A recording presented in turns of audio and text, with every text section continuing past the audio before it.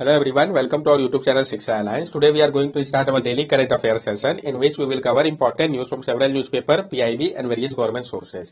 So let's begin our session. Our first topic is CRISP. हम जानेंगे CRISP के बारे में. Rubber Board had launched a mobile app CRISP to inform growers about rubber cultivation and provide solution online. किसने launch किया, किस चीज के लिए ये इंपॉर्टेंट है? तो रबर बोर्ड ने लॉन्च किया एक मोबाइल ऐप को जिसका नाम क्या है, क्रिस्प, ताकि इन्फॉर्म किया जा सके ग्रोवर को रबर के कल्टीवेशन के बारे में और प्रोवाइड किया जा सके solution online. Crisp comprehensive rubber information system platform has been developed by Rubber Research Institute of India in collaboration with Digital University of Kerala. जो क्रिस्प है आपका comprehensive rubber information system platform, इसको develop किया गया है rubber research institute of India के द्वारा collaboration करके डिजिटल यूनिवर्सिटी ऑफ केरला के साथ. नेक्स्ट टॉपिक हमारा successful launch of LV-M3 with 36 OneWeb satellite. Successfully launch किया गया LV-M3 को 36 OneWeb सैटेलाइट के साथ. PIB का न्यूज है, काफी इंपॉर्टेंट है. ISRO heaviest payload GSLV Mark 3 LV-M3 carrying 36 OneWeb satellite on board took off from Satish Dhawan space centre Sriharikota under OneWeb India 1 mission. जो इसरो का हेवीएस्ट पेलोड रॉकेट है GSLV Mark 3 या LV-M3, इसने कैरी किया है 36 OneWeb सैटेलाइट को onboard Satish Dhawan space centre Sriharikota से under OneWeb India 1 mission के अंतर्गत. तो जानेंगे हम OneWeb India 1 मिशन के बारे में. It is a Network Access Associate Limited, UK Bharti-backed OneWeb Group company and the New Space India Limited NSIL joint mission to launch 72 satellite to low Earth orbit. ये एक network access associate limited है, UK Bharti based OneWeb group company और new space India limited के बीच में joint mission है ताकि launch किया जा सके 72 सैटेलाइट को. कहां पे? लो अर्थ ऑर्बिट पे. It is the second mission LV-M3 placed 36 OneWeb Generation 1 satellite totaling about 5,805 kg recently. और ये सेकंड मिशन था LV-M3 का जिसने प्लेस किया 36 OneWeb Generation 1 सैटेलाइट को, जो इसका टोटल जो वेट था आपका 5,805 kg था अभी हाल ही में. It will open the door for India to advance toward gaining access to LEO connectivity and the spread of space-based internet. और ये जो है ओपन कर रहा है डोर को भारत के लिए कि वो एडवांस करे, गेन करे एक्सेस को लियो कनेक्टिविटी का और स्प्रेड करे स्पेस बेस्ड इंटरनेट को. नेक्स्ट टॉपिक हमारा what is bio transformation technology. हम जानेंगे बायो ट्रांसफॉर्मेशन टेक्नोलॉजी के बारे में. A UK-based startup claimed to have developed a technology, biotransformation, that could alter the state of plastic and make them biodegradable. एक जो UK based startup है उसने claim किया है कि उन्होंने डेवलप किया एक टेक्नोलॉजी को बायो ट्रांसफॉर्मेशन जो कि अल्टर कर सकता है स्टेट को प्लास्टिक का और उसको बायोडिग्रेडेबल बना सकता है. इसके बैकग्राउंड को हम समझते हैं. India generates 5 billion kg of plastic waste annually and the per capita plastic waste generation has also doubled in the past 5 years. India generate करता है 5 billion kg plastic waste annually और जो per capita plastic waste generation है वो भी double हुआ है past 5 year पे. Indian government introduce a plastic waste management gadget to help tackle the ever growing plastic pollution caused by single use plastic. और भारतीय गवर्नमेंट ने इंट्रोड्यूस किया है प्लास्टिक वेस्ट मैनेजमेंट गैजेट को जो कि मदद करेगा टैकल करने में एवर ग्रोइंग प्लास्टिक पॉल्यूशन को जो कि सिंगल यूज प्लास्टिक के कारण मेनली हो रहा है. Impose a ban on single use plastic to bring a stop to their use in country. और इन्होंने इम्पोज किया है एक बैन को सिंगल यूज प्लास्टिक के ऊपर ताकि रोका जा सके इनके उपयोग को कंट्री पे. The National Dashboard on Elimination of Single-Use Plastic and Plastic Waste Management bring all stakeholders together to track the progress made. और जो national board on elimination of single use plastic है और प्लास्टिक वेस्ट मैनेजमेंट है वो एक साथ ला रहा है सारे स्टेक होल्डर को ताकि ट्रैक किया जा सके जो प्रोग्रेस हुआ है.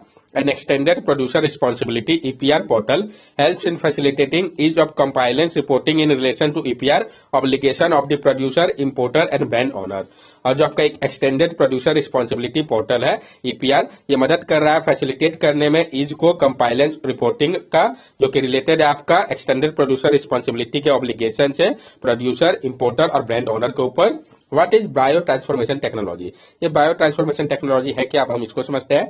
It is a noble technology that would digest plastic waste naturally with the help of microbes and biodegrade the waste without leaving behind any microplastic. ये एक नोबल टेक्नोलॉजी है जो कि डाइजेस्ट कर लेगा प्लास्टिक वेस्ट को नेचुरली मदद से माइक्रोब्स का और बायोडिग्रेड वेस्ट होगा बिना कोई आपके माइक्रोप्लास्टिक के रेसिड्यू के. Food packaging and healthcare industry are two prime sector that could use the technology to reduce waste. और जब फूड पैकेजिंग और हेल्थ केयर इंडस्ट्री है वो दो प्राइम सेक्टर है जो कि उपयोग कर सकती है इस टेक्नोलॉजी का वेस्ट को कम करने के लिए. This will ensure that plastic escaping refuse stream are processed efficiently and broken down. ये इंश्योर करेगा कि जो प्लास्टिक escape हो जाते थे रिफ्यूज स्ट्रीम से उनको प्रोसेस किया जा सके efficiently और broken down किया जा सके. Alternative to reduce plastic waste. और क्या अल्टरनेटिव हो सकता है ताकि रिड्यूस किया जा सके प्लास्टिक वेस्ट को? A switch to jute और paper based packaging could potentially cut down plastic waste। अगर स्विच किया जाए जूट या पेपर बेस्ड पैकेजिंग पे तो ये पोटेंशियली कट करेगा प्लास्टिक वेस्ट को। Government of Tamil Nadu showcased alternative made using coir, bagasse, rice and wheat bran etcetera. और जो गवर्नमेंट है तमिलनाडु का, उन्होंने शोकास्ट किया अल्टरनेटिव को कि उपयोग किया जाए कोयर, बैगेज, राइस और वेस्ट ब्रान एक्सेट्रा का प्लास्टिक की जगह पे। नेक्स्ट टॉपिक है हमारा वीपन कंटेनिंग डिप्लीटेड यूरेनियम। तो हम जानेंगे जो वीपन जो कि कंटेन करते हैं डिप्लीटेड यूरेनियम को, इसके बारे में। तो डिप्लीटेड यूरेनियम क्या होता है इसको भी हम समझेंगे। British government recently said that it would provide Ukraine with armor piercing round containing depleted uranium। British government ने अभी हाल ही में कहा है कि वो प्रोवाइड करेंगे यूक्रेन को आर्मर पायरसिंग राउंड जो कि कंटेन करेंगे डिप्लीटेड यूरेनियम को। Though they are not consider nuclear weapon, they emit low level of radiation and can cause severe disease. ये जो है इनको नहीं कंसिडर किया जाएगा न्यूक्लियर वेपन, लेकिन ये एमिट करते हैं लो लेवल को रेडिएशन का और इसके कारण सीवियर डिजीज हो सकता है। What is depleted uranium? Depleted uranium क्या होता है? Depleted uranium is a byproduct of the process of creating enriched uranium, which is used in nuclear reactor and nuclear weapon. In comparison to enriched uranium, depleted uranium is much less radioactive and is incapable of generating a nuclear reaction। जो depleted uranium होता है ये by product होता है जो कि process of create करने के समय पे एनरिच यूरेनियम का, जिसका उपयोग होता है न्यूक्लियर रिएक्टर पे और न्यूक्लियर वेपन पे। अगर हम कंपेयर करें एनरिच यूरेनियम से तो डिप्लीटेड यूरेनियम जो है ये काफी कम लेस रेडियो एक्टिव होता है और ये इनकेपेबल होता है कि वो जनरेट नहीं कर सकता न्यूक्लियर रिएक्शन को। However, due to its high density, it is denser than lead. Depleted uranium is widely used in weapon as it can easily penetrate armor plating। लेकिन इसके हाई डेंसिटी के कारण ये डेंसर होता है लीड के comparison पे और डिप्लीटेड यूरेनियम वाइडली उपयोग होता है वेपन में क्योंकि ये आसानी से पेनिट्रेट कर सकता है आर्मर प्लेटिंग को। Which country have depleted uranium munition? कौन से कंट्रीज है जिनके पास डिप्लीटेड यूरेनियम का म्यूनिशन है? Apart from US, Britain, Russia, China, France and Pakistan produce uranium weapon which are not classified as nuclear weapon as per the international coalition to ban uranium weapon. जो part है आपका US, Britain, Russia, China, France, Pakistan, ये सब produce करता है uranium weapon को, जो इसको कि नहीं क्लासिफाई किया गया न्यूक्लियर वेपन के तौर पर international coalition to ban uranium weapon के अनुसार। What are the risk of using such weapon? क्या खतरा है उपयोग करने का इस टाइप के वेपन्स का? इंजेस्टिंग और inhaling quantities of uranium even in depleted uranium is dangerous, it depress renal function and raises the risk of developing a range of cancer.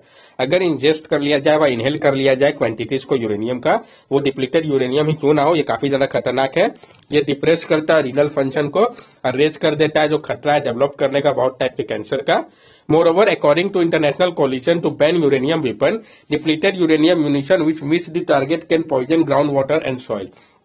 और जो आपका international coalition to ban uranium weapon है उनके अनुसार जो depleted uranium munition है अगर वो मिस करता है टारगेट को ये पॉइजन कर सकता है ग्राउंड वाटर और सॉइल को भी, जिसका फ्यूचर बहुत ज्यादा कंसिक्वेंसेस बुरा होगा। Where have depleted uranium munition have been used? कहां कहां डिप्लीटेड यूरेनियम म्यूनिशन को यूज किया गया है? 1991 के गल्फ वॉर के समय पे डिस्ट्रॉय करने के लिए T-72 टैंक को इराक में, 1999 में नेटो ने बॉम्बिंग किया था यूगोस्लाविया में, और 2003 में जब इन्वेशन हुआ था इराक में उस दौरान भी इसका उपयोग हुआ था। तो जो यूक्रेन को देने की बात कही गई, अगर यूक्रेन इसका उपयोग करता है रशिया पे तो जेन्युइन सी बात है फिर रशिया रिटेलिएट करेगा अपने एडवांस मिसाइल से, जो कि और ज्यादा इस वॉर को बढ़ाएगा। आप यहाँ पे देख के समझ सकते हैं जो रेडियो एक्टिव वेपन है इसके बारे में एस्टिमेट किया जा रहा है कि 286 टन जो है डिप्लीटेड यूरेनियम म्यूनिशन का इसको फायर किया गया था यूएस के द्वारा इराक और कुवैत में 1991 में, और एस्टिमेटेड 130 टन जो है उपयोग किया गया था इसका 2003 के इन्वेशन में, जो एक केमिकल टॉक्सिन है जो कि 60% रेडियो एक्टिव है नेचुरल यूरेनियम के कंपैरिजन पे। वॉर वर्कहाउस के रेडियल एनिमेशन में मदद करता है, तो जैसे कि M1 arbitration tank, Bradley fighting vehicle, A10 version, ये सारे अब यहाँ पे आप प्रोसेस को देख सकते हैं, आर्मर, डिप्लीटेड यूरेनियम आर्मर, और ये कैसे वर्क करता है यहाँ पे। नेक्स्ट टॉपिक है हमारा Aravalli green wall project. PIB के लिए इंपॉर्टेंट है, हम जानेंगे अरावली ग्रीन वॉल प्रोजेक्ट के बारे में।